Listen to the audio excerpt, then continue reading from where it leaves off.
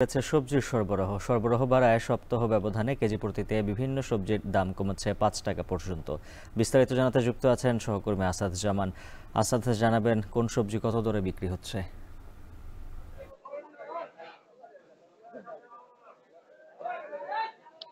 উজ্জ্বল, আপনি যেমনটি বলছিলেন, আমি রয়েছি মানিকগঞ্জ সদর উপজেলার ভাটবাও সবজির আড়তে। মূলত মানিকগঞ্জে দুটি আড়ত রয়েছে, একটা হচ্ছে জাগির বন্দর আড়ত এবং ভাটবাও সবজির আড়তই কিন্তু সবচেয়ে বেশি সবজি সরবরাহ করে থাকে। কিন্তু তো আমরা সকালবেলা আসার পর থেকে যে বিষয়টি দেখতে পেয়েছি যে গত সপ্তাহের তুলনায় কিন্তু এই সপ্তাহে সবজির সরবরাহ বেশ বেড়েছে, অর্থাৎ বিভিন্ন প্রকারের সবজি কিন্তু আমরা দেখতে পেয়েছি।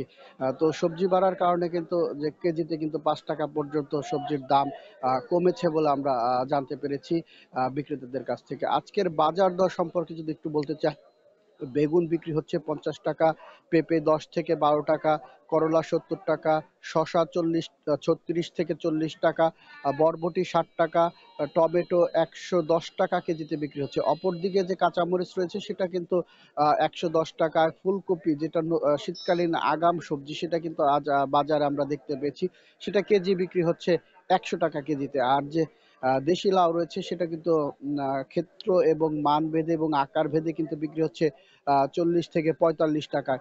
আর মিষ্টি কুমড়া প্রতি কেজি বিক্রি হচ্ছে ৪০ টাকা। কচুরমুখী যেটা রয়েছে সেটা হচ্ছে ১৮ টাকায় বিক্রি হচ্ছে। আর অপরদিকে যে বেল আলু রয়েছে সেটা ৩২ টাকা এবং ধনিয়া পাতা ৫০ থেকে ৫৫ টাকা। আর লেবু কিন্তু কেজি প্রতি বিক্রি হচ্ছে মাত্র ৩০ টাকা কেজি দরে।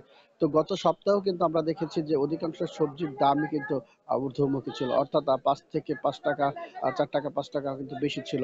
আমরা বিক্রেতাদের সাথে কথা বলেছি, সেই সাথে কৃষক যারা রয়েছে তারাও এসেছেন, তাদের সাথেও কথা হয়েছে। তারা জানিয়েছেন যে আর ১ সপ্তাহ পর কিন্তু আরো সবজি সরবরাহ বাড়বে।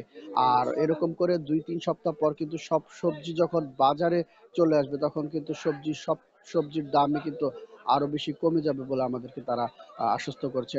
অর্থাৎ যে টানা যে বৃষ্টিগুলো হলো সেই বৃষ্টিগুলো যদি না হতো তাহলে দেখা যেত যে আরো ২ সপ্তাহ আগেই কিন্তু দেখা যেত যে সবজির দাম আজকের মতো থাকতো। যে আড়ত, এই আড়তে প্রতিদিন প্রায় ৫০ থেকে ৬০ লাখ টাকার সবজি বিক্রি হয়। আর সবজি যত এই বাজারে কম দামে বিক্রি হবে, আ খুচরা যারা ক্রেতা রয়েছে তারাও কিন্তু কমে কিনতে পারবে বলে আমরা জানতে পেরেছি। তো উজ্জ্বল, এই ছিল আমার কাছে সবজির বাজার থেকে সবশেষ সংবাদ। আসাদ জামান জানাচ্ছিলেন মানিকগঞ্জ থেকে সবজির বাজারের খবর।